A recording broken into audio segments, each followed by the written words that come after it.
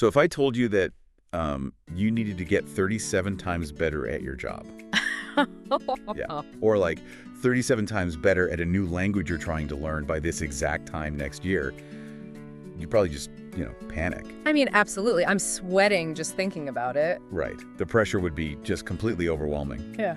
But what if I told you the only requirement to actually reach that massive goal was just doing one tiny, like, ridiculously easy task today? See, that completely changes the emotional landscape of the goal. Totally. Go from feeling completely paralyzed by the size of this mountain to, just focusing on where to put your foot for the next step. Exactly. Welcome to a special deep dive, everyone. Today, our mission is to explore the actual art of self-improvement. But we're doing it entirely without the burnout, without the exhaustion, and, zero guilt. Which is so rare these days. It really is. And we are pulling our core insights today from a platform called Alice Studio. Now, Alice Studio is originally designed to help people who are learning English, right? Mm. And they do this through these really simple, friendly, highly accessible conversations. It's a fantastic resource. So to kind of honor that vibe, we're going to keep our pace very deliberate today. We're going to use clear, understandable vocabulary while still, unpacking some incredibly deep psychology. Yeah, it's a great approach because you absolutely shouldn't let the simplicity of these ideas fool you. Oh, definitely not. We're going to decode the biological and the psychological reasons why making tiny, manageable changes is just far more effective than attempting this massive overnight life overhaul. Right. And most importantly, we're going to outline how you can apply these beginner-friendly strategies to your own life the second this deep dive ends. Okay, so let's unpack this. Because before we can genuinely improve anything about ourselves, I feel like we have to strip away all the heavy, intimidating baggage that society has attached to that phrase, self-improvement. Oh, yeah. The baggage is real. Because I'll be honest with you, whenever I hear that phrase, I immediately just feel tired. I mean, it carries an enormous amount of cultural weight, right? It implies that who you are right now is fundamentally flawed. Yes. Like you need a complete renovation from the ground up. It sounds so exhausting. Oh. The modern version of self-improvement always feels like this, this cinematic movie montage. The hustle culture montage. Exactly. It feels like society expects you to wake up tomorrow at 4 a.m., throw away all your delicious snacks, eat only raw green vegetables, and, study a new skill for 4 hours straight. And run 10 miles before breakfast. Right. Who can actually sustain that? Yeah. Usually that approach just leads to a spectacular failure by, Wednesday.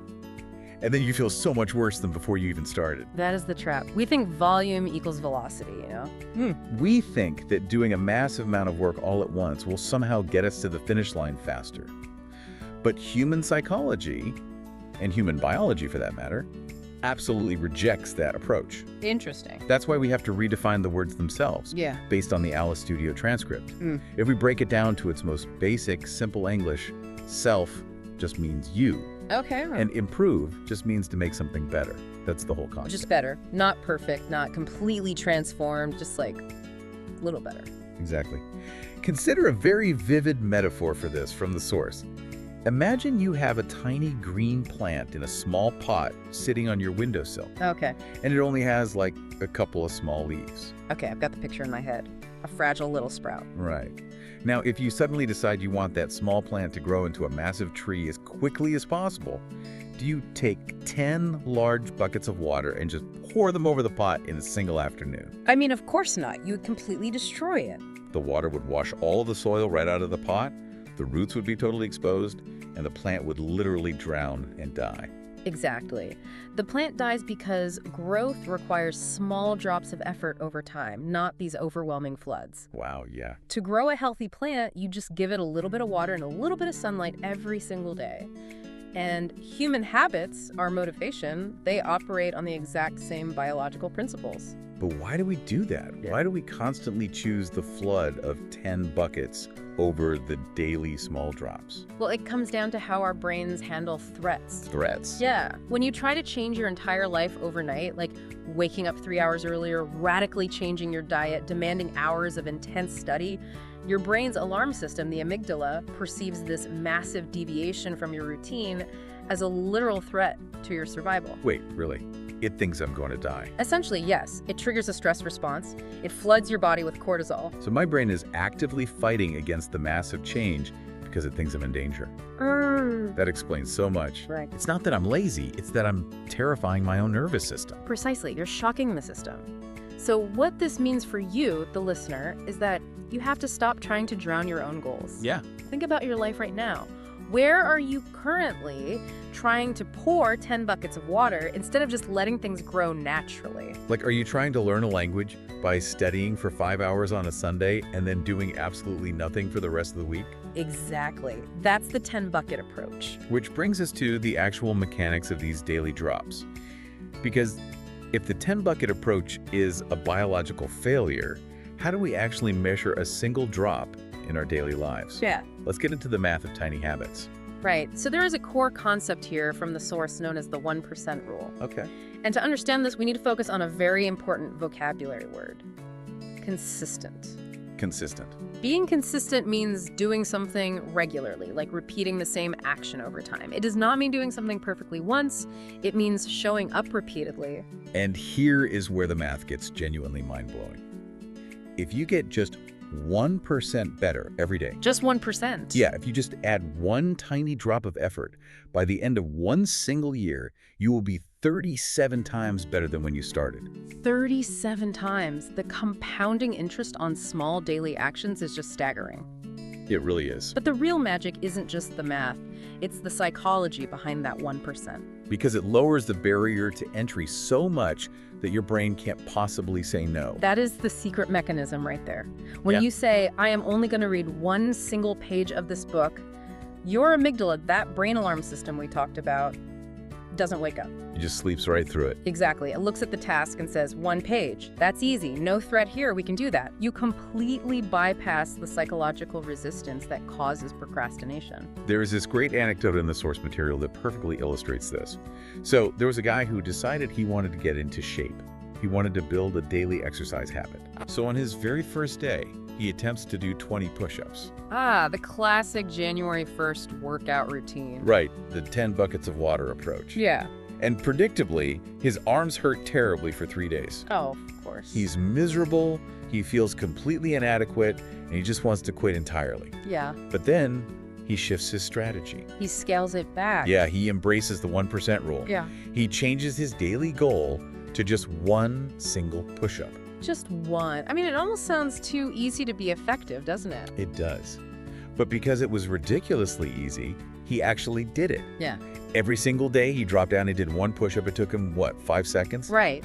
But here's the mechanism at work. Yeah. Once he was already down on the floor, he usually thought, well, I'm already here. I might as well do 3 or maybe 5. Yeah, the friction is gone. Exactly. Yeah. Eventually, without ever stressing his body or his mind, he grew to doing 40 push-ups a day, effortlessly.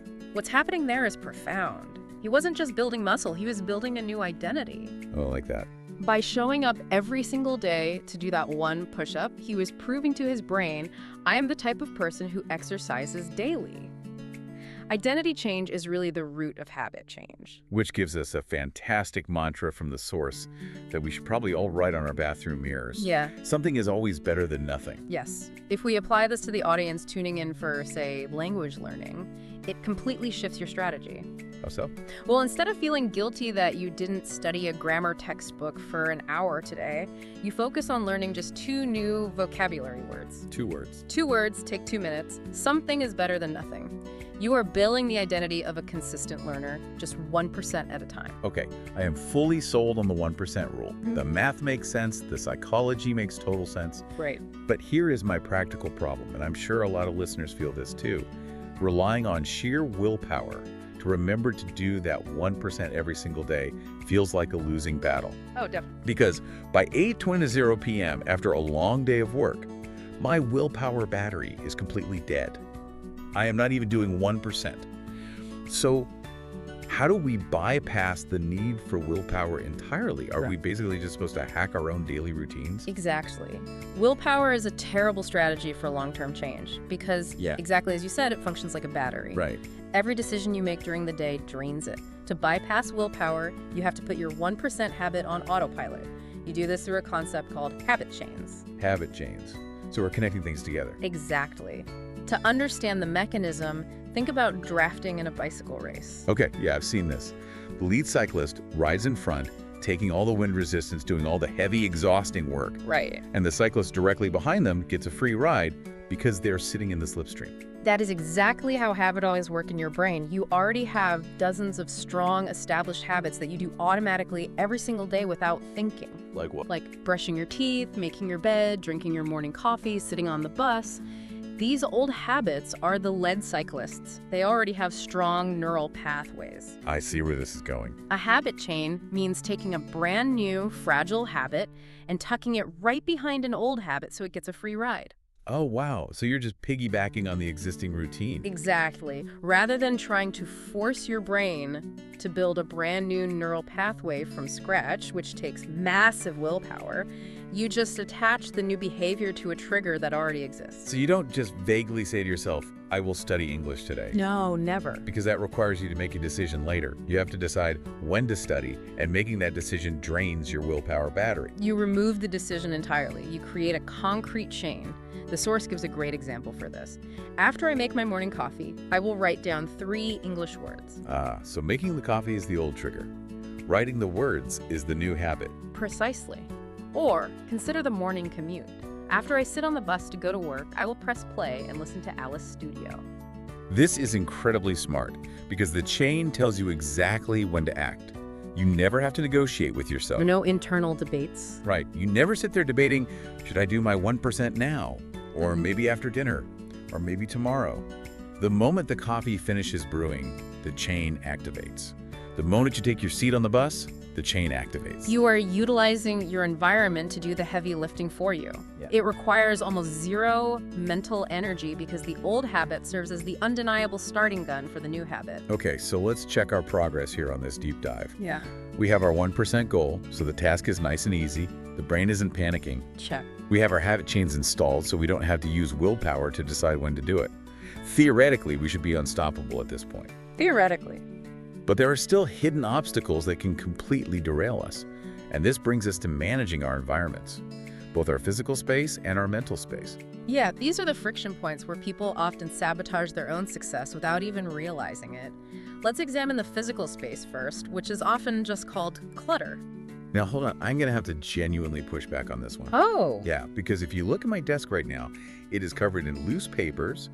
There are at least 3 different coffee cups from various days, and a tangle of charging cables. I can picture it. And I've always liked to think that a messy desk is just a sign of a creative genius at work, you know? Isn't a messy desk just a sign of a creative genius? Why does physical clutter actually matter if I am only trying to do a 1% habit, like reading for 5 minutes? I mean, it is a very comforting excuse to label the mess as creative genius. Hey now.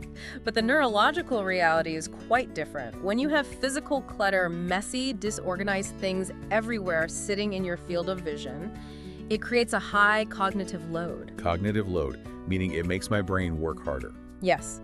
Even if you are not consciously looking at those 3 coffee cups, your visual cortex is still processing them in the background. Really? Your brain is constantly scanning the chaotic environment, registering the shapes, the colors, the disorganization. It is quietly draining your focus battery, stealing the energy you need for your actual task. So my old coffee cups are literally stealing my brain power while I'm trying to focus. That's terrifying. They are acting as visual friction. The solution here is another 1% habit. Spend just 3 minutes clearing your workspace before you sit down to study or work. Just 3 minutes. Yeah. Take the dirty cups to the kitchen, close the 20 extra tabs open on your computer browser, put your phone in a drawer in another room. It is like sweeping the road clear of debris before you try to drive your car down it. That is a perfect way to look at it. A clean, quiet, physical space translates directly into a calm, focused mental state. You are removing the friction. I really like that. Sweeping the road is such a tiny investment of 3 minutes for a massive return in concentration. But let's move to the second environment, because sometimes the loudest, most disruptive distraction isn't the messy desk. It is the invisible environment. It is the voice inside my own head. And this is arguably the most critical piece of the entire puzzle from Alice Studio. We are talking about self-talk and your internal mindset. Yeah. Self-talk is the ongoing, silent conversation you have with yourself all day long. And unfortunately, for most of us, when we are trying to improve and we inevitably make a mistake, that inner voice becomes incredibly cruel. Oh, it is brutal. If I miss one day of my habit, my inner voice doesn't say, oh, well, try again tomorrow. No, of course not. It says, you are so stupid, you are so lazy, you always fail at this, you missed a day, so the whole week is ruined. You will never learn this language. It is a harsh inner critic. And to combat this, the source poses a very powerful mental question you can use.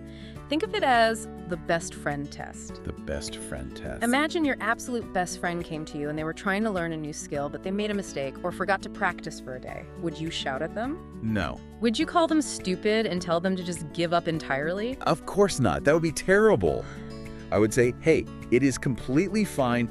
Don't worry about it. You have been working hard. Just start fresh again tomorrow. So the obvious question is, why do we speak to ourselves in a toxic way that we would never dream of using with a friend? Wow.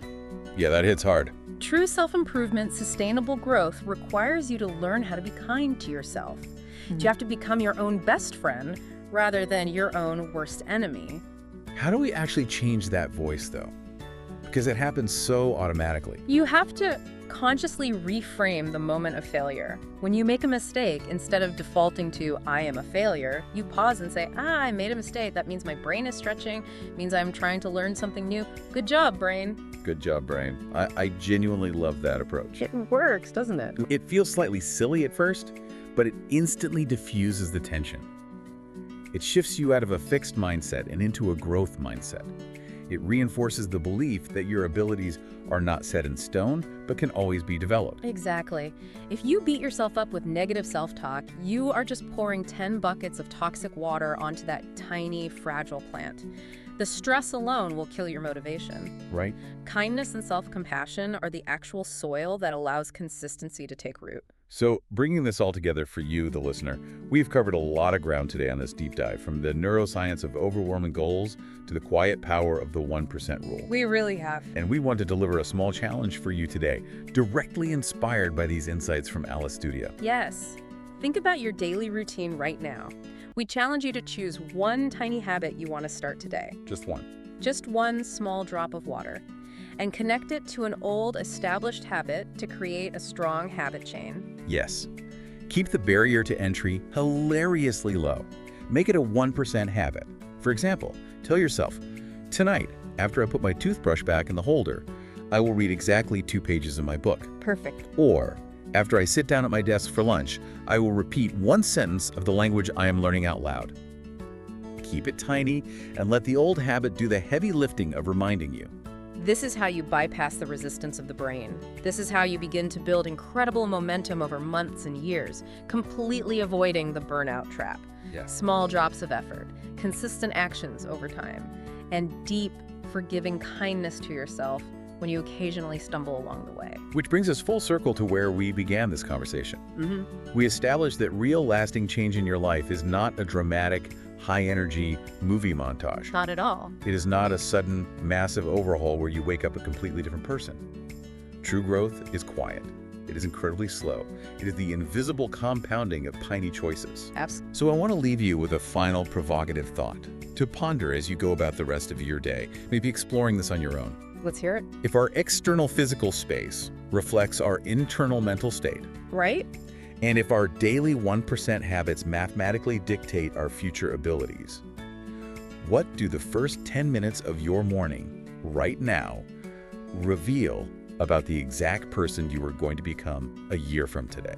That is a fascinating lens to look through, because it means those seemingly mundane 10 minutes, those tiny automatic choices, are quietly writing the script for your entire future. Think about the massive goals you've been carrying around. Think about those 10 heavy buckets of water you have been trying to lift.